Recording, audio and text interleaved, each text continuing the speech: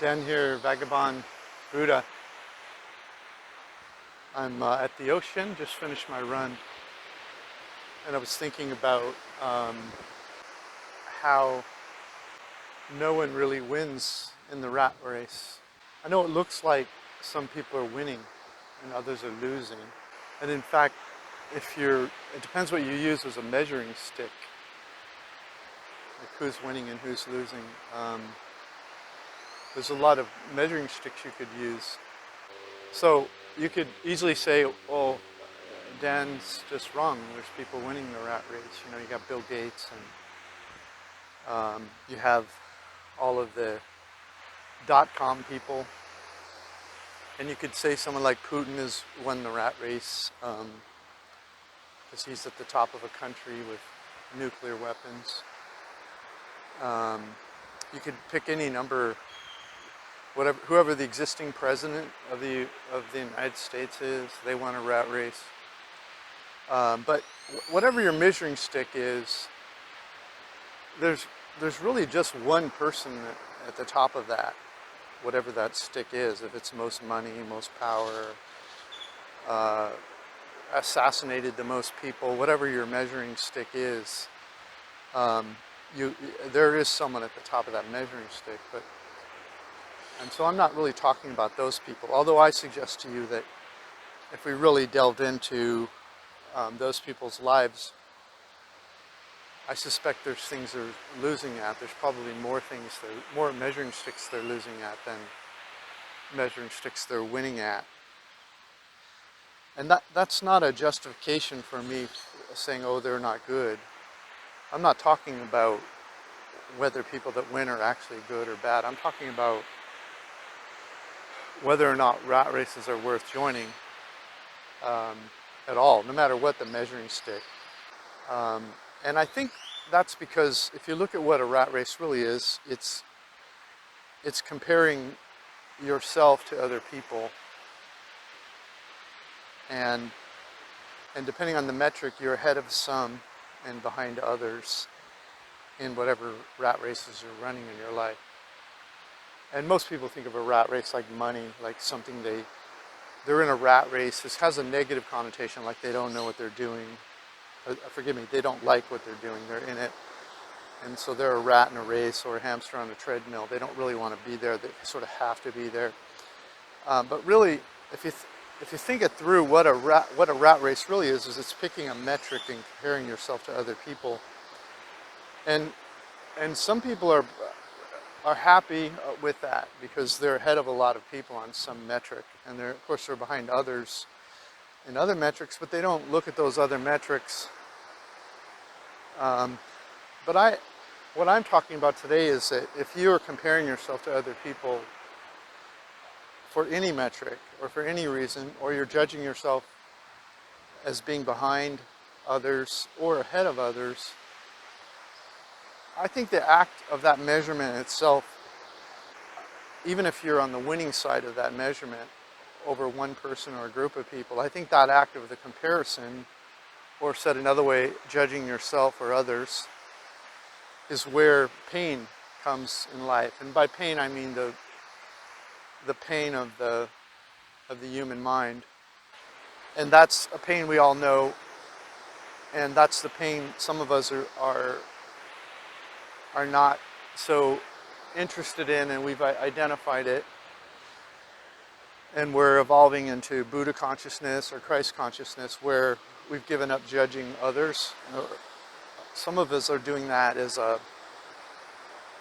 exercise. We're trying to quit judging others, and others are maybe closer to Christ consciousness or Buddha consciousness, and again, you could call that a rat race if you like, but it's kind of the anti-rat race because it's about being present to what's so, instead of being present to what needs to change in order to win whatever metric and whatever rat race you're measuring yourself against at any given moment. So if we live our life in comparisons to others, that's a painful life. And it doesn't, as I say, it doesn't matter if you're at the back of the line or the front of the line, because you aren't living in your life, you're living in a comparison. And a comparison is not, a comparison is a mind thing. It's not living in perception, it's not living in joy, it's not living in creativity. It's a reactive thing. And what I mean by that is that each one of these metrics for each of the rat races, whether it's money or beautiful body or nice car or if you're a, there are even people in the spiritual world that are in a rat race of kinds. They think it's about getting more viewers or making a living at it. And I'm not judging them. I'm just saying that no one's above this is I think what my point is until you see it. But the pain that comes is that you have this whole world you have to imagine into existence in order to even be in a rat race. You have to know what the metric is. You have to know who the other rats are, who you're running against, the people around you in that rat race. You know, let's say it's your body. You have to be able to identify the group of people that are in that race with you. You have a perfect body, or you're almost perfect, but so-and-so has a better one, and check out their abs, and oh wow, I need to get my abs like that, or it's about money, you know, how much are they worth, how do they make their money, are they new world, are they old world? There's all these different, there's this whole imagined universe of things that don't exist in the present moment, but they exist in a believed into existence paradigm. And if you step back for a moment and look at that and say, you mean I'm not in a rat race, or I am in a rat race? What you'll realize is that you were socialized by humans, and what's human socialization is teaching you the rat races, how to dress right, what shoes are good, what are bad, what kind of jobs are the better ones, what are the better colleges, what is attractive. You know, if you're, line up 10 women, you have to be able to point at the one who's the most attractive according to your society, or men, whatever line up the men, that man's attractive. And then there's multiple rat races for men. There are like women that are like, well, the body's nice, but I want someone who is intellectual, or I want someone who's more spiritual, I want someone who's educated, I want someone who's funny. And then when you go out to dinner with your friends, it's like whose spouse is making people laugh more. So socialization is everything. And all of it is, and some of it is fun for a moment or two here and there. But in the end, the socialization, the reason it's there is it's like a carrot and a stick. You're judging your partner like, where happened to us? We used to be funny, used to tell jokes, we used to have fun together. And so you're being judged, and you're judging based on all of these parameters. And when you pick your partner, you're picking them for those parameters, and then you continue to judge them for those parameters. And so it causes pain in your relationships, it causes pain with yourself. And it becomes really the predominant thing in your life. And even if among their friends they're at the top of one of these things, they're always looking around going, who's going to pass me? How do I stay ahead of this? Or they're introducing new friends into their sphere of influence. They're ahead, and maybe even ahead of them somewhere, because they think they can learn something from them. And then they're in pain because they're behind, and they're in pain because they're worried about people passing them. And so this probably sounds crazy to you to even talk about socialization this way, and the funny thing is that even if you can see this, and many of you can, it's not like you can drop your mind. Well, I'm going to get rid of my mind. I'm not going to think anymore about what's important to me, or the people, how I can improve my life. That's the permission we give ourselves to go through a lot of this. Well, I just want to improve my life. I need to make more money because I have to get a nicer house, and I need to save for retirement, and I need to improve my life. And so we focus on rat races that'll improve our life, or that we perceive as improving our life more. Or we focus on rat races that are helping other people. You know, we start working on charities. We think that if we help other people, that we'll have a, you know, people will see us positively, or we'll see ourselves positively. And you're probably thinking, wait a second, he's judging me about charity now? I thought charity was one of the things I could do that that proved I was really okay, not just okay in a rat race, but really an okay person. And what I'm telling you is I'm not talking about the metric, whether it's charity or getting rich or having a nice body. I'm talking about the way that when you're in that race, when you join the charity race, you look around you and go, well, Susie's, oh no, Susie started going on Wednesday nights. I'm gonna have to go on Wednesday nights too. Or, wow, Jim gave how much to that charity? That's like, wow, I had no idea that he was contributing that much. Or that's not the way we want to go. I mean, I don't think that the charity should go in that direction. Jim, I think we should focus more on you know, this aspect of it, because that we seem to be getting more bang for our buck out of that, helping more people.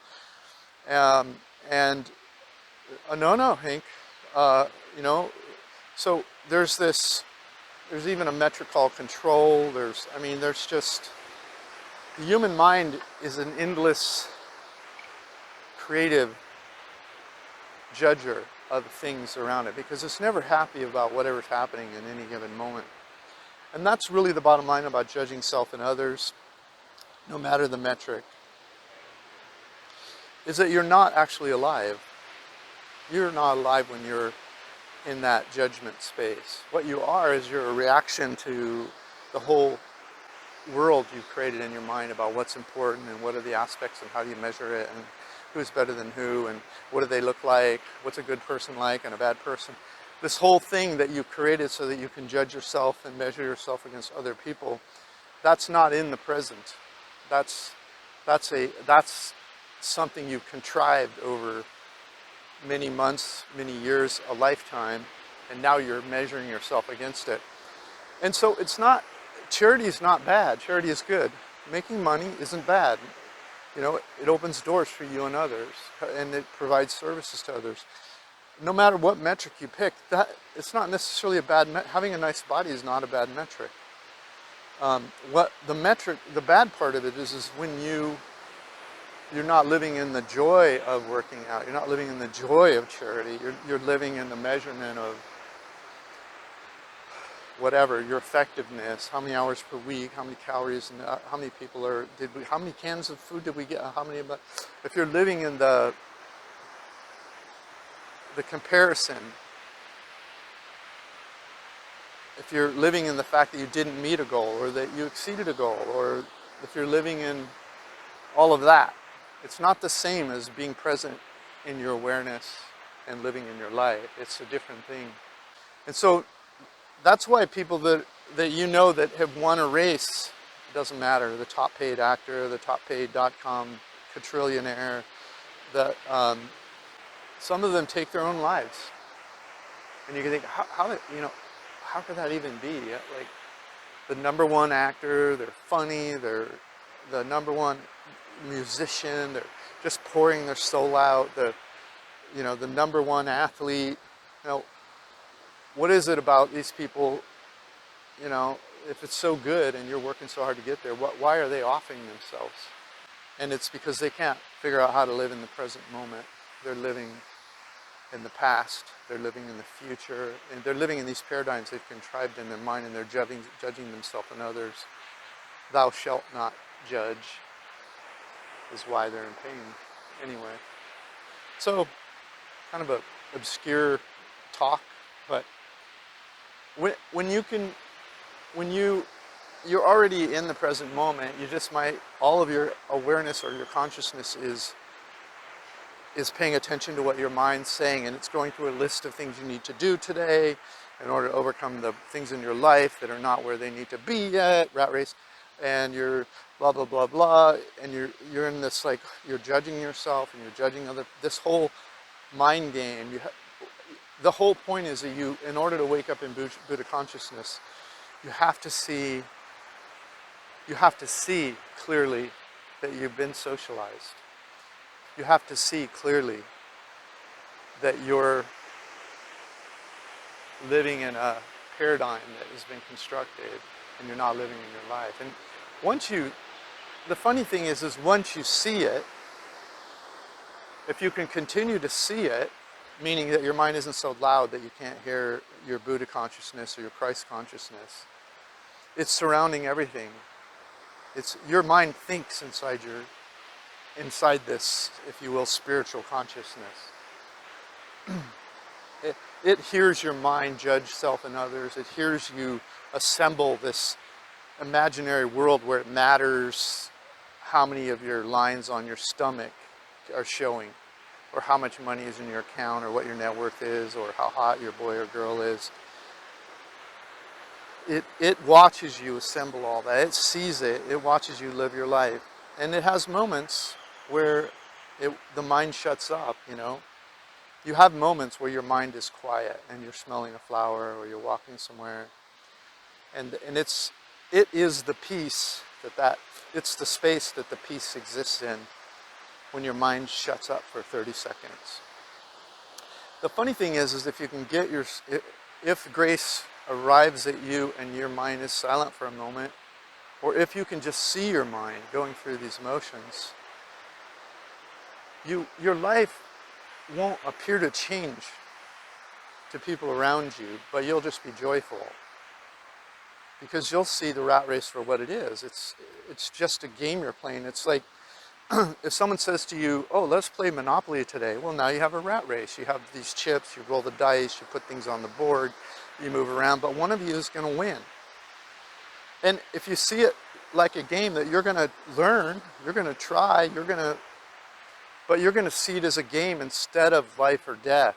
You're this person that sat down and decided to play a game. If you can come from that space instead of it really matters whether you win or lose. I mean, you can try, you can give 100% without judging yourself and others about how they play and how you're playing and are they cheating and blah, blah, blah, blah. If you're just present to life as you play, that's the difference. Then, yeah, you can still have a rat race and be happy. So long as you know you are not a rat race. You are somebody who's playing a rat race. It's different. And it's the Buddha space, it's Buddha consciousness. And so you can walk around in peace. A lot of people do yoga and meditation and various things to get to touch the peace in their life for 20 minutes a day or 30 minutes a day, and they find that carries over into their daily life. But I'm telling you that there's a space you can just be in where you're a walking, living meditation that's decided to get involved in a socialization of some form. You know, maybe you have a job, maybe you have a family, but you know if your house is bigger than your neighbor's. It's just you don't care anymore because you're playing now.